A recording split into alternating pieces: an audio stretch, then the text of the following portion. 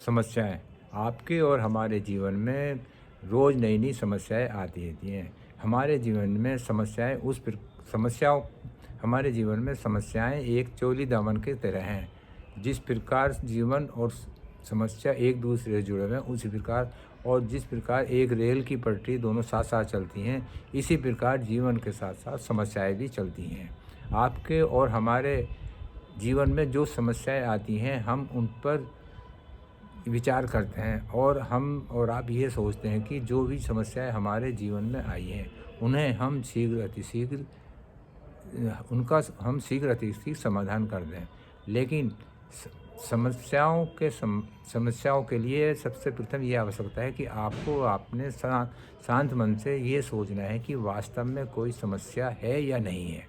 यदि कोई समस्या नहीं है, लेकिन फिर उसका हल नहीं निकल सकता है। यदि समस्या है तो उसका हल निकल सकता है।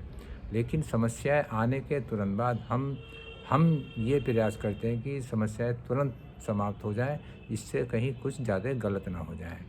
किसी भी प्रकार की समस्याओं का समाधान करने के लिए सर्वप्रथम आपको अपने मन को शांत रखना पड़ेगा।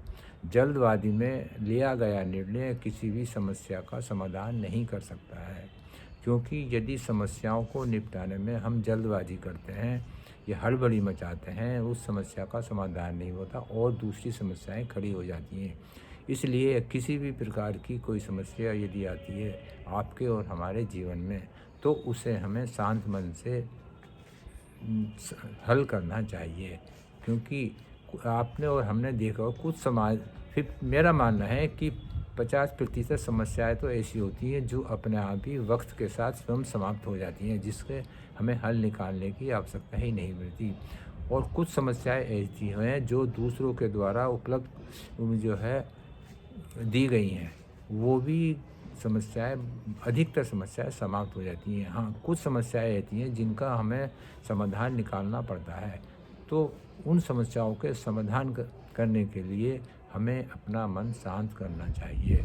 आप और हम इस बात के लिए गांठ बांध लें कि किसी भी प्रकार की समस्या को यदि हम अधिक देते हैं या अधिक बड़ा समझते हैं, तो उसका हल निकालने में हमें कठिनाई होगी। लेकिन आपको और हमें समस्याएं से निपटने के लिए मन को शांत रखना पड़ेगा। इस संबंध में मैं आपको एक कहानी सुनाता हूँ। किसी राज्य में राजा का चुनाव करने के लिए ये प्रक्रिया थी कि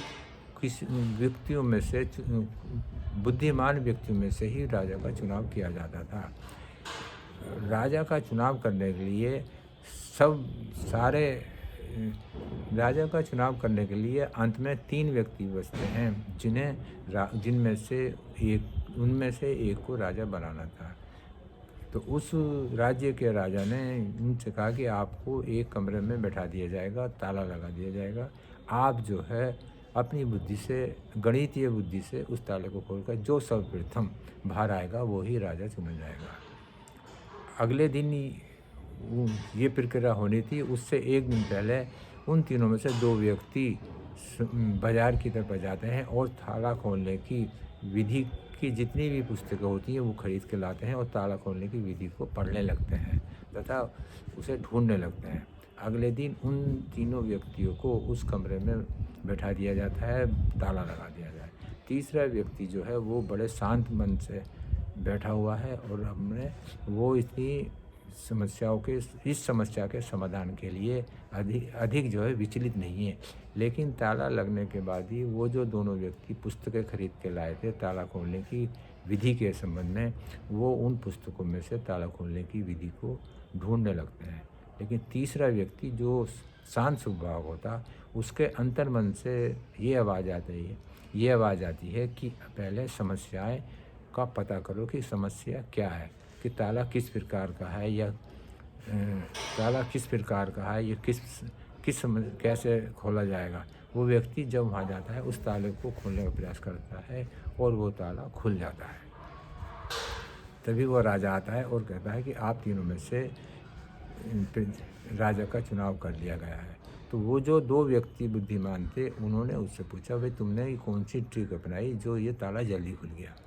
तो उसने ये कहा कि मैंने अपने मन को शांत रखा और उस समस्याओं का पता लगाया और उसके पहले समस्याओं का पता लगाया कि समस्या वास्तव में है या नहीं है, और तब मेरे जो है अंतर्मन से आवाज़ आती है कि समस्या क्या है, इसे देखना चाहिए।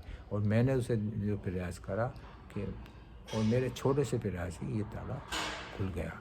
तो इस कहानी का मकसद ये है कि हमें हड़बड़ी में या कोतवाल में समस्या का समाधान नहीं ढूँढना चाहिए, अपने मन को शांत रखना चाहिए। आप इस वीडियो के अंत में मेरा अपना मानना ये है कि कोई भी समस्या हो तो आपको और हमको उस समस्या को सुलझाने के लिए अपने मन को शांत रखना चाहिए और उसी के द्वारा उस समस्या का हल ढूँढना चाहिए। यदि आपको वीडियो अच्छी लगी है तो मेरा चैनल आप सब्सक्राइब कर देना। धन्यवाद। नमस्कार सर।